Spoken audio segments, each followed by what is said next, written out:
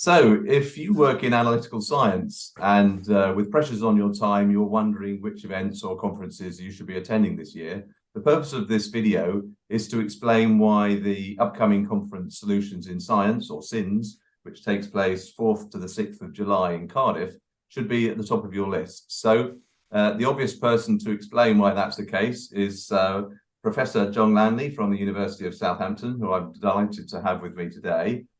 John has, and you won't believe this looking at him, 40 years of experience in mass spectrometry and chromatography, and has led and managed the MS facility at Southampton since 1988.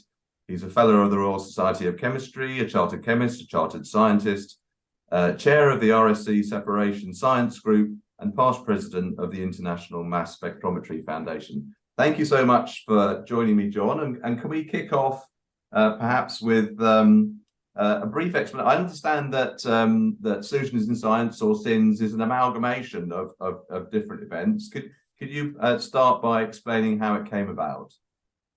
Yeah, thanks, Graham. So SinS has probably been in the sort of offing for 2 or 3 years, delayed because of the COVID incidents, of course, but that's given us time to plan better, I think, and come to the meeting as it is. Initially, thoughts were around there are just too many meetings. How do we all go to meetings? Is it sustainable for us and the organizations that support us at meetings to keep turning out every other week for a meeting here, there, and everywhere? So we wanted to bring it together. We work closely as this separation science group with fellow societies across the organization of RSC or external, so other interest groups within the RSC, like the food group or the forensics group, or then we can also look at external partners such as the ChromeSoc or BMSS. And we do these joint meetings, and the networking that we do is great, but all those links are because we know people within those organizations. What we felt was missing within the UK and for RSC interest groups in particular was that formal meeting where we can get together. We all work on similar problems and we have different solutions, hence the Solutions in Science tag that came out for the meeting.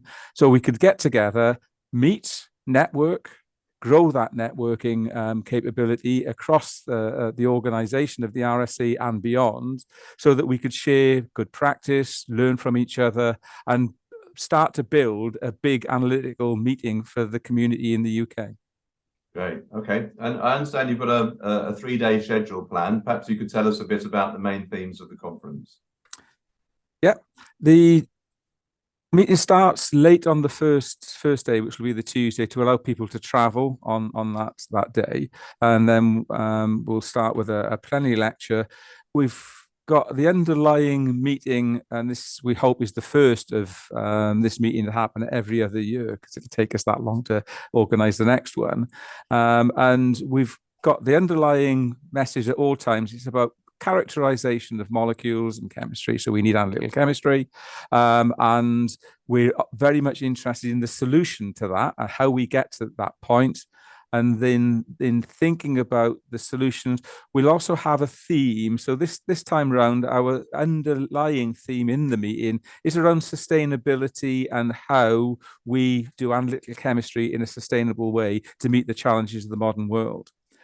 We've designed the topics of the meeting then around different specific areas, some solution-based. So I'm going to look at my notes now so I remember.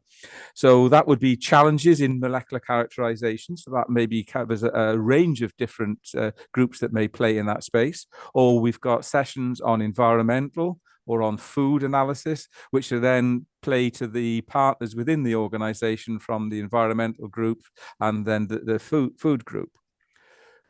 As separation scientists, we're obviously interested in hyphenated techniques. So there are sessions on green technologies, green hyphenation. So supercritical fluid chromatography plays in that space.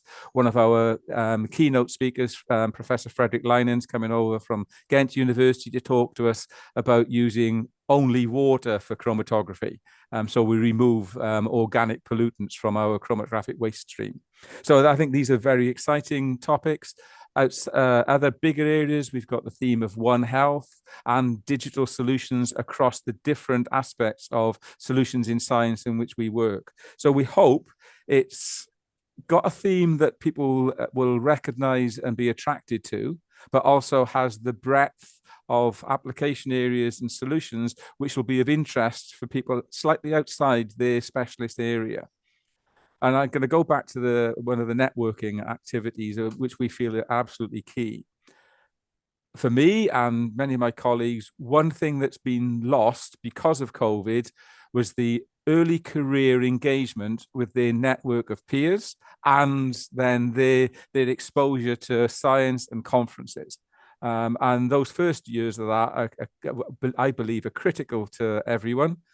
Because that's where you meet your friends, your employers, your people, your collaborators, and that will stay with you through your working life. So we've got a big driver on this, as we do with all of SEPSI group meetings, in that we want ECRs front and center presenting their work. So we have early career researchers, early career scientists presenting keynotes, orals, posters. And also we're very keen that we have delegates and speakers across the whole breadth of diversity, be that academic or industrial or all levels of diversity. And we've tried to tick those boxes as best we can to ensure that this meeting works for everyone. So it sounds like it's got quite a broad appeal. How would you characterize the people for whom this would be the ideal event? I'm going to say everyone, because we want lots of people to come. I mean, it's not. You've mentioned researchers, presumably academia, industrial, regulatory, analytical service providing companies. Yeah, all of those and many more. So there are technical sessions.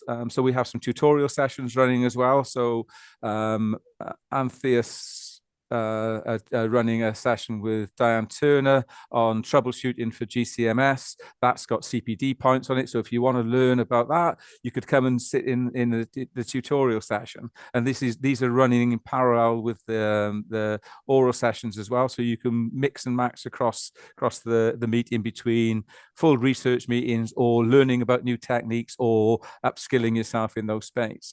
I think for why you should attend, who you should attend, you will learn about new technologies. You will learn about how people solve problems using different technologies.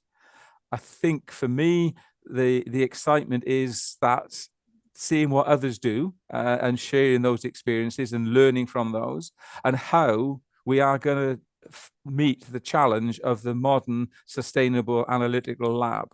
So for me, that means organic solvents in my HPLC setup. What's the solutions? How do we move to better solvents? And maybe supercritical fluid chromatography answer some of those questions.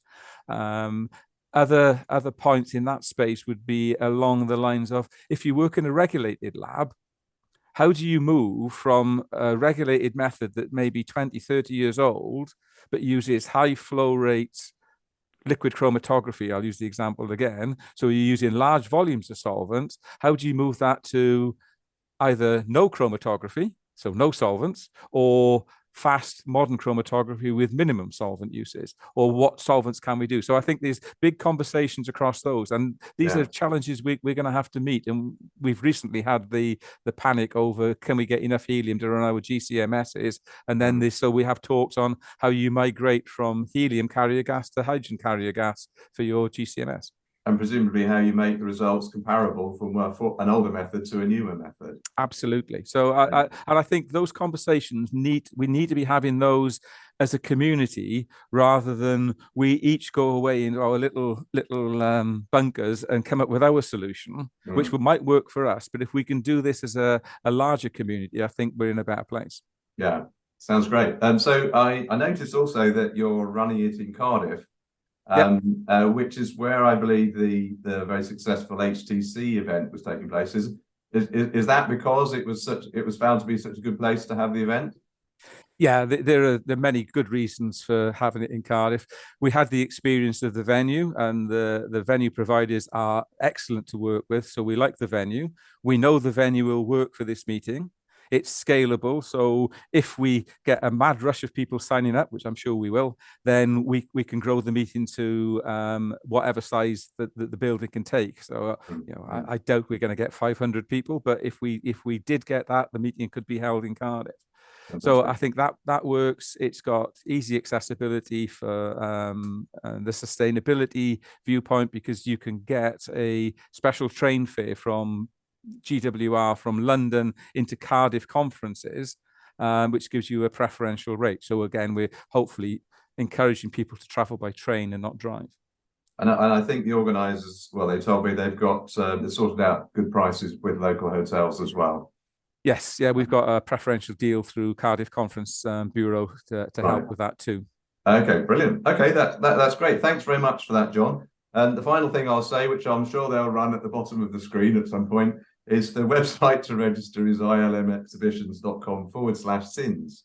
And hopefully that'll be there. Anyway, thanks so much for your time, John, and wishing you a very successful event.